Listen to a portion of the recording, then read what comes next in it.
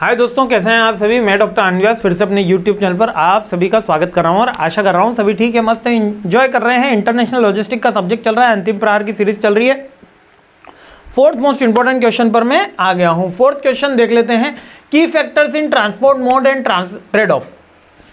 अब मैंने अभी इससे जस्ट पहले तीसरे ही क्वेश्चन में आपको ट्रांसपोर्टेशन के मोड्स बताए थे। कौन से? रेलवे है, एयर है, सी है और अपना रोड ट्रांसपोर्ट है। अब इनमें से कौन सा फैक्टर लिया जाए, ये अलग अलग क्वेश्चन है, याद रखना ये अलग क्वेश्चन है।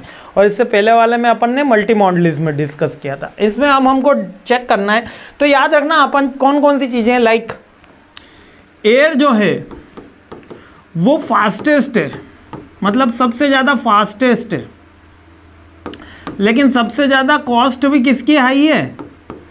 एयर की है, ठीक है। सी जो है वो स्लो है, यानी उसमें टाइम ज़्यादा लगेगा, लेकिन कॉस्ट भी सबसे कम किसकी आएगी?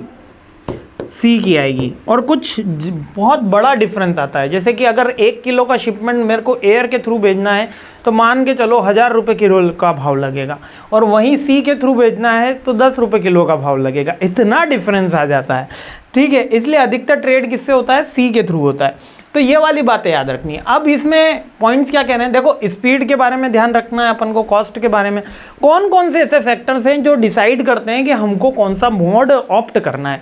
तो स्पीड के बारे में ध्यान रखना है, कॉस्ट के बारे में ध्यान रखना है, कार्गो के कैरेक्टरिस्टिक्स, कार्गो यानी कि जो हम सामान भेज रहे हैं उसके कैरेक्टरिस्टिक्स, उसका साइज़ क्या है, उसका वेट क्या है और उसका नेचर क्या है प्रोडक्ट का, उसके बारे में ध्यान रखना है। डिस्टेंस के बारे में ध्यान रखना है कि कितने डिस्टेंस तक अपन को ये प्रोडक्ट भेजना है। डेस्टिनेशन के बारे में ध्यान रखना है, डेस्टिनेशन और ओरिजिन सिंपल सिमिलर आ ही गया है। नेक्स्ट अपन को ध्यान रखना है स्पीड वर्सेस कॉस्ट की रिलायबिलिटी भी अपन को एक इंपॉर्टेंट पॉइंट होता है कि इससे एश्योर्ड इतने दिन में पहुंच जाएगा और इसमें पहुंचने में समय लग जाएगा।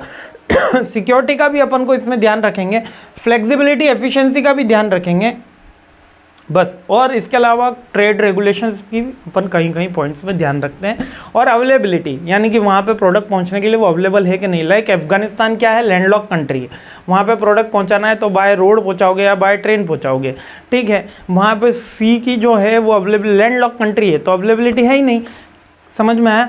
वो भी याद रखना। और मल्टी मॉडलिज्म को इसमें वर्क कर रहे हैं कि नहीं कर रहे हैं। बहुत सिंपल सा क्वेश्चन है, आई होप क्लियर हो गया होगा, कहीं कोई डाउट रहा नहीं होगा। चलिए अगले क्वेश्चन पे हमला बोलते हैं। जय हिंद।